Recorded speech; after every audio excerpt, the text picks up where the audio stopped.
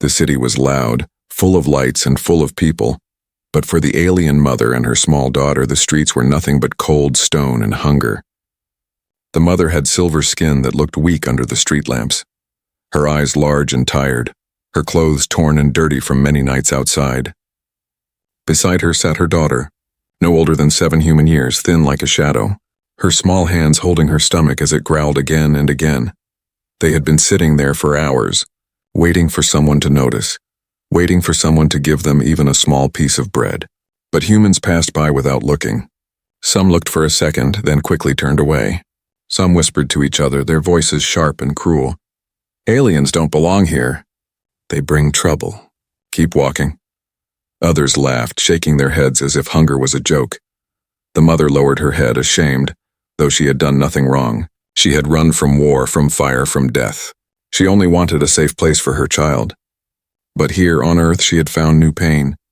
Her lips were dry, her body weak, but her arms never left her daughter. She wrapped them around the little girl as if her love alone could keep her alive. The daughter whispered softly, her voice thin like paper. "Mama, I'm so hungry. I can't."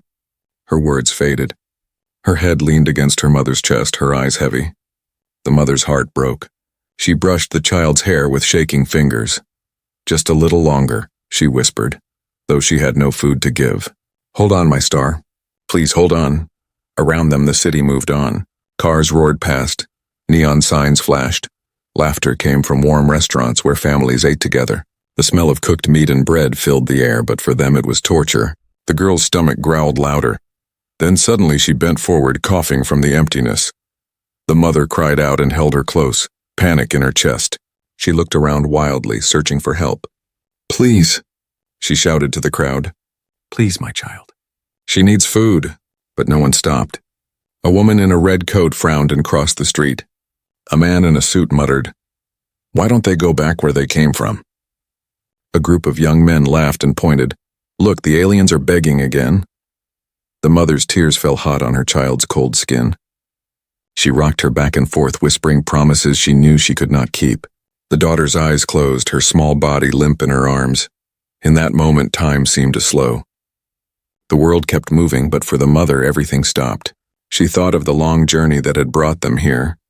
She thought of the home they lost, the family they buried, the hope that kept her walking through deserts, through camps, through ships, all for this child. And now here on the streets of a human city, that hope was fading. The mother lifted her face to the night sky where stars glimmered between tall buildings.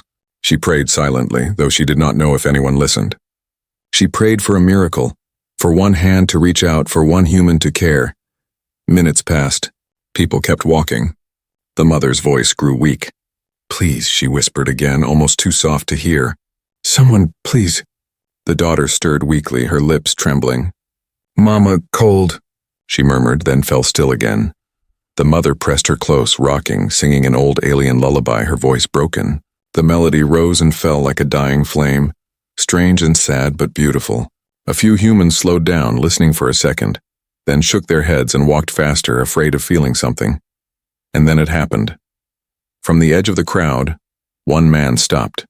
He was not rich, not important, just an ordinary human in a worn jacket carrying a bag of groceries. His face was tired, his eyes shadowed from work. But when he saw the alien mother holding her child, something inside him moved. He stood there for a moment, fighting with himself. He knew what people would say. Helping aliens was dangerous. People hated them. The law was not clear, but rumors said you could be fined or worse if you sheltered them. Yet as he watched the little girl's head rest limply on her mother's shoulder, he felt his heart ache. He remembered another child, a memory he tried to bury. His own daughter, long gone, lost to sickness years ago. The man's hand shook. He wanted to walk away. It would be easier, safer, but his feet would not move. His heart whispered louder than his fear. Slowly, carefully, he stepped closer. The alien mother looked up, her eyes wide with fear. She pulled her daughter tighter, ready to run if he raised his voice. But instead, the man knelt down. His voice was soft, almost uncertain. Are you okay?" The mother stared at him, not trusting, not believing. Her lips trembled. She wanted to say yes, to appear strong, but the weight of her suffering crushed her. Tears filled her eyes again. She shook her head. The man opened his grocery bag and pulled out a small loaf of bread. He held it out. "Here, take this, please." For a moment, silence. The world around them blurred. The neon, the noise, the laughter, it all faded.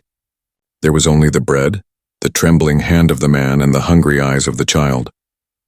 The mother reached out slowly, as if afraid it would vanish. She took the bread, broke it in half, and placed the first piece into her daughter's hands. The girl opened her eyes weakly, sniffed the bread, and took a bite. Tears rolled down her cheeks as she chewed. The mother looked at the man, her voice breaking. Why are you helping us?" The man's face was unreadable, his voice quiet. "Because no one else will." And with those words, the story truly began. The loaf of bread was gone quickly. The little alien girl ate with both hands, as if afraid someone might take it away. Crumbs stuck to her lips, but her smile returned for the first time in days. Her mother held her close, whispering thanks again and again, her eyes shining with tears. The man stayed kneeling, watching quietly. His name was Daniel, though the aliens did not yet know it. To the world, he was just another tired worker from the factories, a man who came home late each night with little more than groceries and silence. But to the mother and child in that moment, he was light in the dark. Daniel's heart beat faster. He knew eyes were on him. People in the crowd slowed down, whispering. Some pointed, some frowned. A man muttered, "Look at him, feeding them like pets." A woman hissed, "Fool, he'll bring trouble to all of us." Daniel felt heat rise in his neck, but he did not stand. He looked at the mother again. Her face was full of fear, full of exhaustion. She clutched her daughter as if expecting him to suddenly take back the bread or call the soldiers. "Do you have anywhere to go?" he asked softly. The mother shook her head. Her voice was hoarse, her accent heavy. No home. No safe place." Daniel glanced at the girl who was finishing the last bite of bread. Her small hands trembled, but her eyes looked brighter now. Something inside him shifted. A memory returned. A small bed in a quiet room. A girl with brown hair coughing weakly, his own hands useless. His daughter. Gone too soon. He swallowed hard. He should leave. He should walk away before it was too late. But his feet refused to move. His heart refused to let him. "Come with me," he said finally. The mother froze. Her silver eyes widened, shining in the streetlight. She pulled her daughter back a little. "No," she whispered. "Trap, humans lie." Daniel shook his head quickly. "No trap, just roof food. Safe, at least for tonight." The daughter looked up at her mother with wide eyes.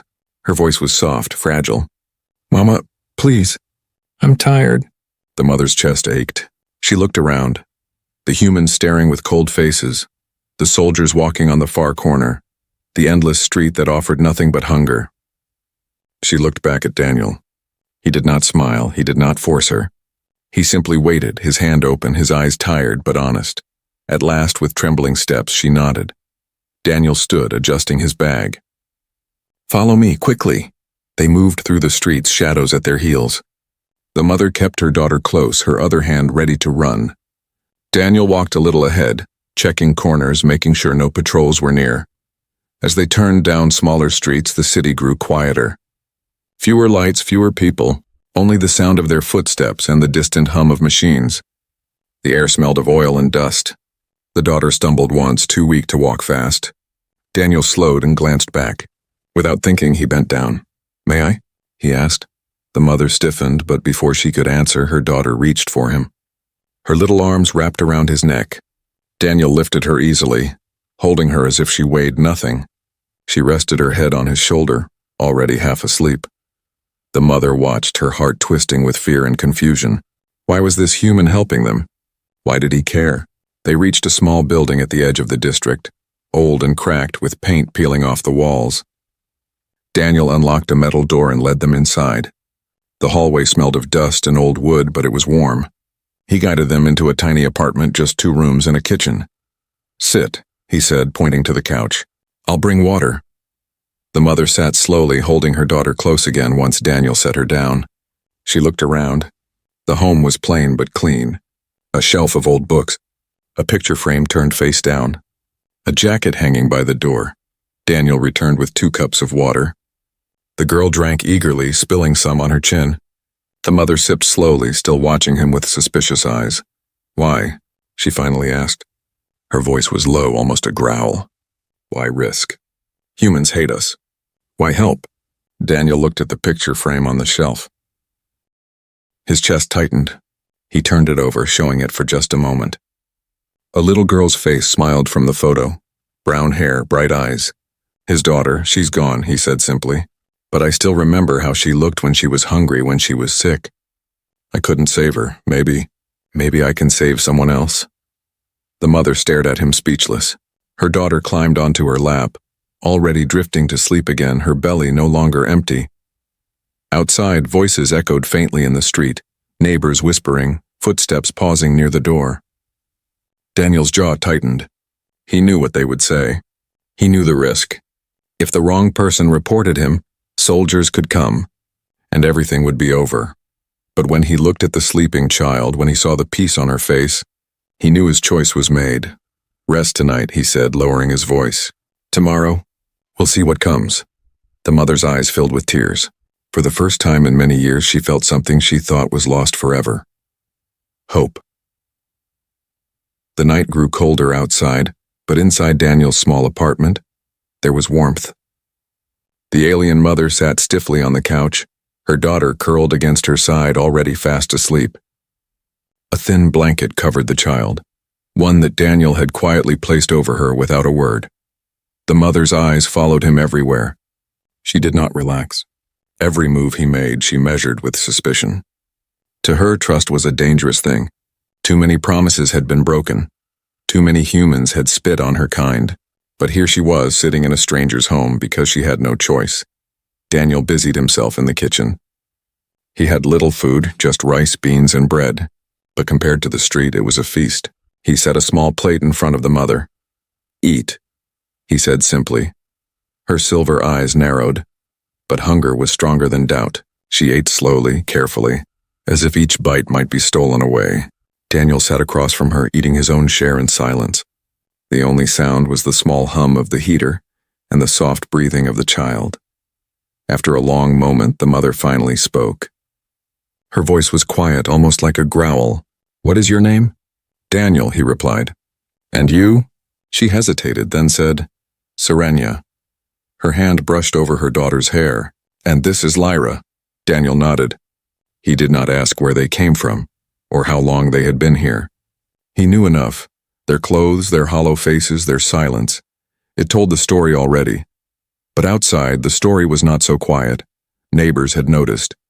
The old man across the hall had paused when Daniel brought them in. The woman downstairs had seen shadows in his window, and already whispers spread through the building. Daniel has aliens inside. He'll bring soldiers on us all.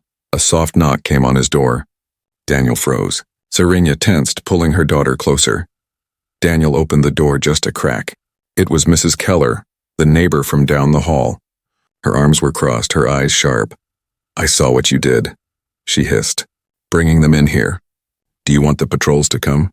Do you want all of us dragged out? Daniel kept his voice calm. They're just a mother and child. They're no danger. No danger? Mrs. Keller spat on the ground. Their kind burned our cities. My son died in the war because of them. And you want to feed them? Her voice rose, sharp enough for others to hear. Daniel's jaw tightened. He glanced back at Serenia, who was holding Lyra protectively, her eyes blazing with fear. Then he looked back at his neighbor. Keep your voice down, he said firmly. They'll be gone soon. Just let them rest tonight. Mrs. Keller narrowed her eyes. If the patrols come, I'll tell them what I saw. She turned and walked away, her steps heavy on the floor. Daniel closed the door slowly, his hands shaking. He locked it and leaned against it, breathing hard. Serenia was staring at him, her face pale. They know, she whispered. They will come. Daniel nodded grimly. Maybe, but not tonight. Tonight you're safe. Serenia did not answer. She pulled her daughter closer, her hand trembling as it stroked the girl's hair. For a moment, silence filled the room again. Daniel finally spoke, his voice low. You can stay here. At least until she's stronger. Serenia's eyes widened. No, too dangerous. They will hurt you too. Daniel shook his head. I've already made my choice. She looked at him for a long time, searching his face for lies. But his expression was steady, tired but sincere. Lyra stirred in her sleep, murmuring softly. Her small fingers reached out and gripped Daniel's sleeve. even as her eyes stayed closed. Daniel froze, then slowly sat down beside her. The child's hand was warm, fragile, trusting. Something in his chest cracked open. Serenia saw it too. Her guard softened just a little. She whispered, "She likes you." "That is rare." Daniel managed a small smile. "She reminds me of someone," but the smile faded quickly. He knew what was at stake. Soldiers could come any day, knock on his door, search his home. He could lose his job, his home, his freedom, all for helping two strangers. And yet, as he looked at Lyra's small hand clutching his sleeve, he knew he would not turn back. Later that night, Daniel sat by the window, watching the empty street. Patrols passed by sometimes, their boots echoing, their voices harsh. He kept the lights low, listening for every sound. Behind him, Serenia slept lightly, her body curled around her child, always alert even in dreams. Daniel whispered to himself, words no one else could hear. "What am I doing?" But deep inside, he already knew. The night passed slowly in Daniel's apartment. Serenia barely slept, her eyes opening at every sound from the hallway, every creak of the building. Her daughter Lyra slept more deeply, her small chest rising and falling, safe for the first time in many days. Daniel sat in a chair near the window, watching the streets. Patrol soldiers walked past sometimes, their armor shining under street lamps. He kept the curtains closed, his heart beat fast each time their voices echoed near his door. When morning came, the city outside came alive again with shouts, engines, and footsteps. But inside the apartment, the air was heavy with silence. Daniel placed a cup of warm tea on the table. Serenia accepted it slowly, her silver fingers trembling as she wrapped them around the cup. For a long time, they sat without speaking. Finally, Daniel asked the question that had burned in his chest since last night. "Why are you here? Why risk walking the human streets when you know people hate your kind?" Serenia looked down at her daughter before answering. Her voice was soft, heavy with old pain. "We had no choice." She leaned back, her eyes far away, as if looking into a world that no longer existed. "Years ago, when the war began, my people were split," she said. "Some fought, some only wanted peace. But humans saw no difference. Bombs fell from the sky. Soldiers came to our homes. My husband, he tried to shield us. He never returned." Her voice cracked, but she kept going. "I took Lyra and ran. From camp to camp, planet to planet. But everywhere we went, doors closed. Humans see my face and all they remember is fire." Daniel listened in silence. He had heard stories before, but never from an alien's mouth. To him, the war had been simple. Humans fighting invaders. But Serenia's words painted a different picture. Families like his own, caught in battles they never chose.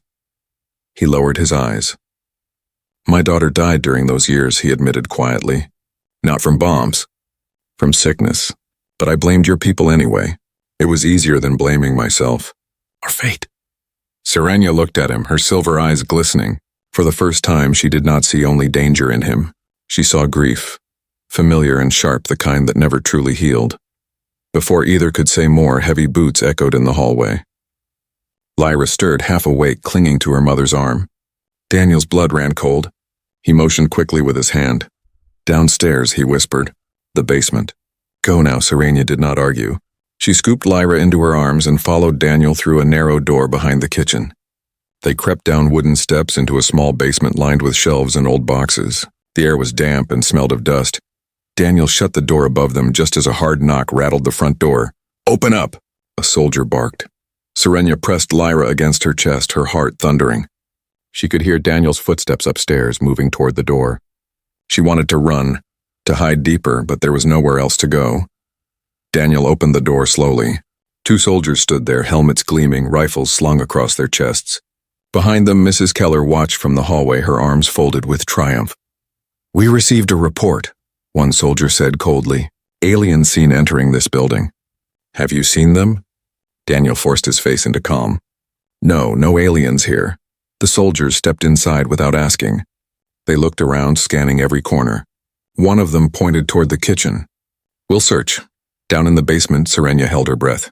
Lyra buried her face in her mother's shoulder, trying not to make a sound. Dust fell from the ceiling as boots thudded above. One soldier's voice drifted down the stairs. "What's in here?" Daniel's heart slammed. He moved quickly, blocking the basement door with his body. Old junk, boxes, nothing important. The soldier narrowed his eyes. We'll look anyway. His hand reached for the doorknob. In the basement, Serenia squeezed her daughter tight, whispering a silent prayer. Lyra's small hands trembled, clutching at her mother's sleeve. The soldier's boots creaked on the step, closer and closer. Then Daniel spoke sharply. Stop, you don't need to waste time here. I've lived alone for years. Everyone knows that. Ask Mrs. Keller, she's seen me every day. If there were aliens here. Don't you think she'd scream louder? The soldiers glanced at each other. Mrs. Keller shifted uncomfortably, not expecting to be dragged into the lie. He's right, she muttered, though her tone carried doubt. After a tense pause, the soldier lowered his hand. Fine. But if we hear even a whisper of aliens here again, we'll burn this place to the ground. They turned and left, their boots echoing down the hall. Daniel closed the door, his legs shaking. He locked it and leaned against it, breathing hard. For a long time, he did not move. Down in the basement, Serenia held her daughter close, her whole body trembling with relief. When Daniel finally opened the basement door, his face was pale, his hands still shaking. They're gone, he whispered, for now. Serenia looked at him, her eyes wide with disbelief. You lied for us. You risked everything. Daniel met her gaze. I couldn't let them take you. Not her. He looked at Lyra, who was now sleeping again, exhaustion pulling her under. His voice softened. She deserves a chance to live. Just like my daughter once did. Serenia swallowed hard. For the first time since they had met, she reached out and touched his arm lightly. Her voice was low, almost broken. Thank you, human. Daniel nodded, but his thoughts were heavy. The soldiers would come again. The neighbors would not stay silent. The city was not safe, and deep inside he wondered how long could he protect them. The apartment felt smaller with every passing day. Shadows of fear clung to the walls. Serenia kept Lyra hidden most of the time. Curtains always closed, voices always low. Daniel tried to act normal when he left for work each morning, but the stares from his neighbors grew sharper, colder. Whispers followed him down the hall. He's hiding them. He'll bring soldiers here. Traitor. Daniel pretended not to hear, but the words cut deep. He had always been an invisible man, unnoticed and unimportant. Now he was a target. That evening, when he returned home, he found Serenia sitting by the window, her daughter asleep in her lap. She looked at him with guarded eyes. You should not keep us here, she said quietly. We bring danger to your door. Daniel shook his head. He set down the small bag of groceries he had bought with the last of his wages. The danger is already here. Sending you back to the streets would be the same as handing you over. Serenia's lips pressed into a thin line. She stroked Lyra's hair, her voice heavy. Humans do not forgive. If they find us, they will take her. I would rather die first. Daniel felt a shiver at her words. He looked at Lyra, sleeping peacefully. Her small face relaxed, safe only because of these fragile walls. A memory of his own daughter returned. A sick room, a fading heartbeat, his helpless hands. He had lost her once. He would not lose again. Still, fear gnawed at him. At night, when the apartment was quiet, he argued with himself. If they catch me, I will lose everything. My job, my home, my freedom. Why am I doing this? For strangers? For an alien child? But then he would hear Lyra's small voice in her sleep, whispering her mother's name or feel her tiny hand tug his sleeve in the morning, and the answer came clear, because no one else will. Days later, the pressure came to a breaking point. A loud knock rattled the door. Daniel opened it cautiously. 3 men from the building stood there, Mrs. Keller among them, her arms folded, her eyes burning with anger. You're putting us all at risk, she snapped. The soldiers are watching this street. They're asking questions. If they find aliens here, they'll punish the whole block. Another man stepped forward, his voice rough. Turn them in, Daniel. Do it now before it's too late. Daniel's stomach twisted. Serenia stood behind him, silent but trembling, clutching Lyra close. He felt her fear press against his back like a shadow. He straightened his shoulders. I'm not turning them in. Gasps rose. Mrs. Keller's face reddened with fury. Then you're no better than them. A traitor to your own kind. She spat on the floor and stormed away. The others followed, muttering threats. Daniel shut the door, his hands shaking. Serenia stared at him in shock. Why? She whispered. Why risk everything for us? Daniel met her gaze. His voice cracked, heavy with truth. Because I couldn't save my daughter. I couldn't protect her. But maybe. Maybe I can protect yours. For the first time, Serenya's guard broke. Tears filled her silver eyes. She placed her hand on his arm, a gesture of trust. Then you are not like the others, she whispered. You are different. That night, Lyra called him uncle for the first time. The word was small, innocent, but it pierced Daniel's heart like fire. He sat with her as she fell asleep, her tiny fingers gripping his hand. He felt something he had not felt in years, family. But outside, the danger grew louder. Soldiers patrolled closer. Neighbors glared sharper. One evening, Daniel overheard a conversation in the hallway. Tomorrow, we tell the soldiers. Let them deal with him. His blood turned cold. He returned inside quickly, his face pale. Serenia saw the fear in his eyes. They are coming, he said. We don't have much time. Serenya's grip tightened on Lyra. Her voice was steady, though her hands shook. Then you must let us go. We will run far from here. You cannot lose everything because of us. But Daniel shook his head violently. If you run, they'll catch you. If you stay, they'll come for me too. Either way, this ends badly. Silence hung heavy in the room. Lyra looked between them, confused, sensing the fear but not the words. Finally, Daniel stood. His face hardened with decision. If they want a traitor, then let them call me one. I'd rather stand against hate than live with it. Serenia stared at him, stunned. In her eyes, for the first time, was not only fear but respect. The choice was made. The air in the apartment grew heavy, thick with silence and fear. Daniel paced near the door, his ears straining for every sound from the hallway.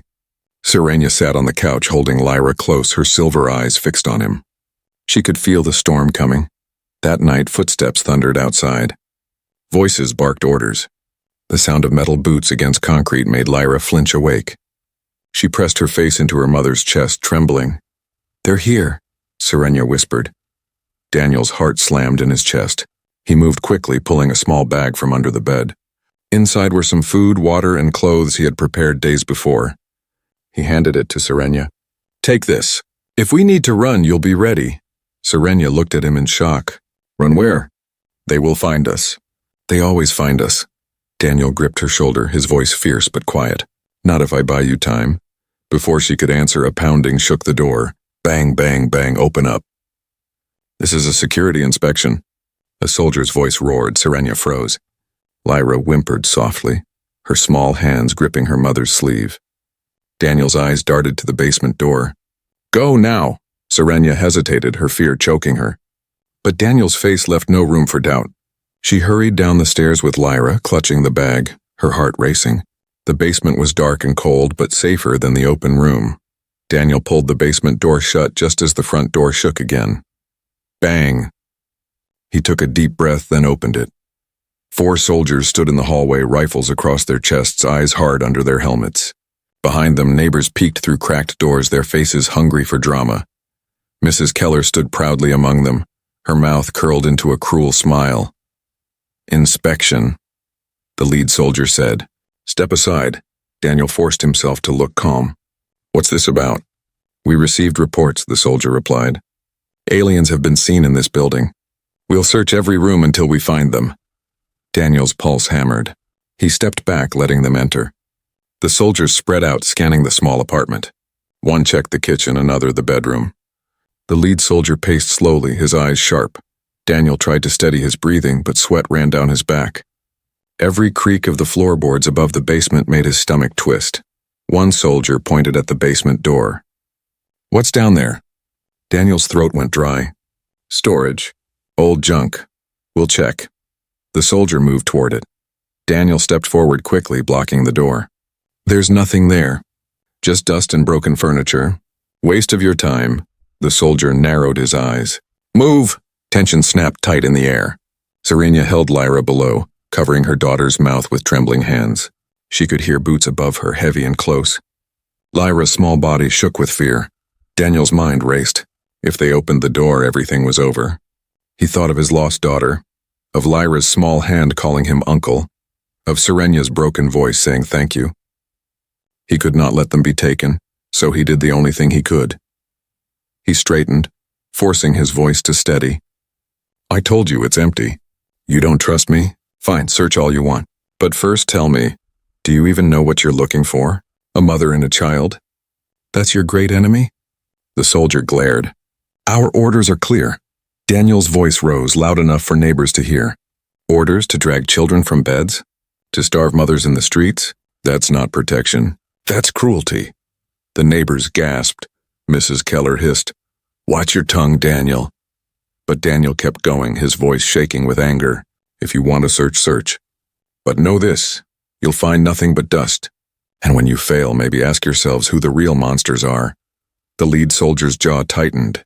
He stared at Daniel for a long moment, as if measuring him. Then he barked an order. "We're done here. Move out." The soldiers filed out, their boots echoing down the hall. The neighbors murmured, their eyes wide with shock. Mrs. Keller glared at Daniel with venom, then stormed away. Daniel closed the door, locking it quickly. His hands trembled so badly he almost dropped the key. He leaned against the door, gasping for air. Slowly, he opened the basement door. Serenia emerged with Lyra in her arms. Both were pale, shaken, but safe. "They're gone," Daniel whispered. Serenia stared at him, her voice unsteady. You spoke against them. Against your own kind. They will not forget that." Daniel nodded. His eyes were tired but resolute. "Let them remember." "I don't care." Lyra reached for him, wrapping her small arms around his neck. Her voice was soft, but it carried hope. "Uncle saved us." Daniel held her close, his eyes burning. For a moment, fear melted into something else, a fragile sense of purpose. But he knew the truth. The soldiers would come again. Next time they might not leave so easily. And when that day came, he would have to choose again, to betray them or to protect them with everything he had left. Morning sunlight spilled through the cracks in the curtains. It was soft and golden, a rare warmth in a city so often cold. Daniel sat at the small kitchen table, staring into a half-empty cup of tea. His hands still shook when he remembered the soldiers' boots, their voices the moment they almost opened the basement door. Across from him, Serenia moved quietly, her silver skin catching the light. She folded the blanket around Lyra, who still slept soundly. The little girl's face was peaceful, her lips curved in the smallest smile. For the first time in weeks, she looked like a child, not a survivor. Daniel's chest tightened. He had done something reckless, something dangerous. But as he looked at Lyra, he could not regret it. Serenia broke the silence. "You should have let us go," she whispered. Her voice was steady, but her eyes betrayed the storm inside. "Now your life is in danger too." Daniel shook his head slowly. "If I had let you go, they would have caught you within hours. You and her. You'd be gone. I couldn't live with that." Serenia studied him, her silver eyes deep and unreadable. "You risked your people's wrath?" "Why?" He met her gaze. His voice was quiet but firm. "Because no child should starve in the streets. Not human, not alien. And because I lost someone once. I couldn't save her. But maybe I can save Lyra." The words hung heavy in the room. Serenia looked down at her daughter, then back at Daniel. Slowly, for the first time, she allowed herself to smile.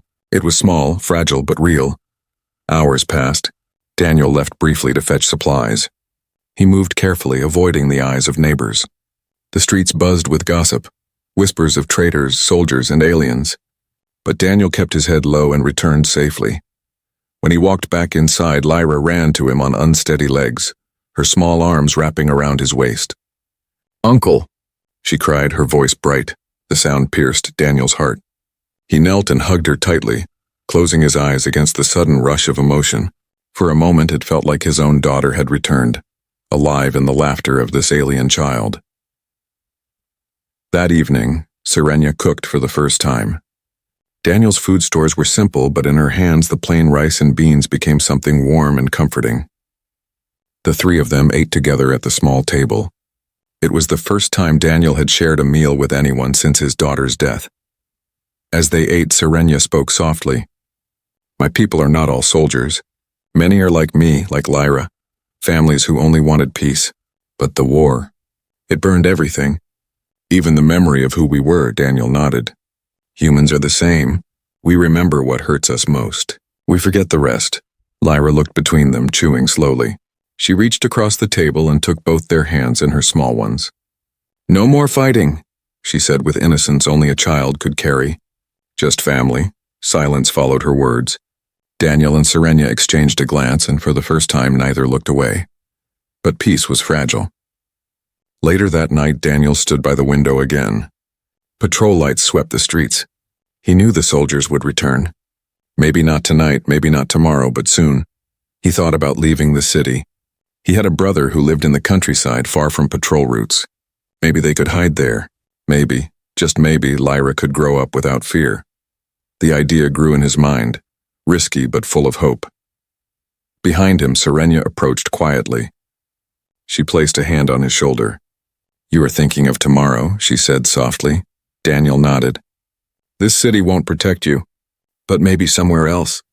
His voice trailed off. Serenia's hand tightened. "Wherever we go, humans will follow with their anger." "Maybe," Daniel said.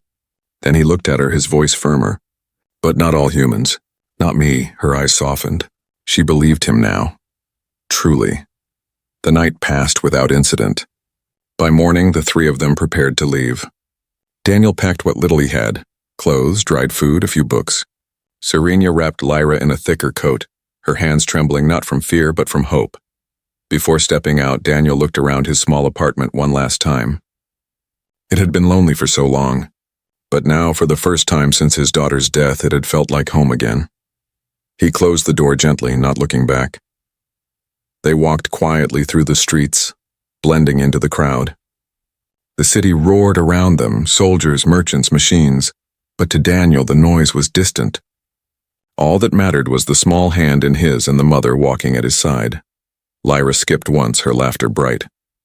Passers-by stared, some with suspicion, some with disgust, but Daniel no longer cared. For every glare, he tightened his grip on her hand.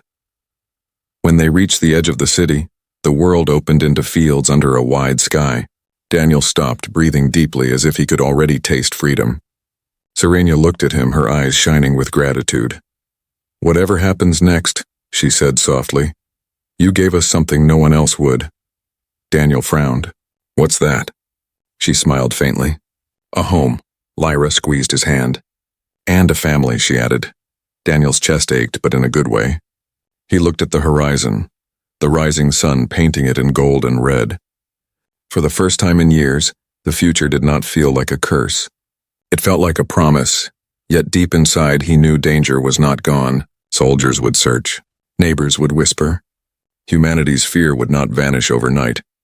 But as long as they were together, as long as he could protect them, there was hope. And sometimes, hope was enough to change everything.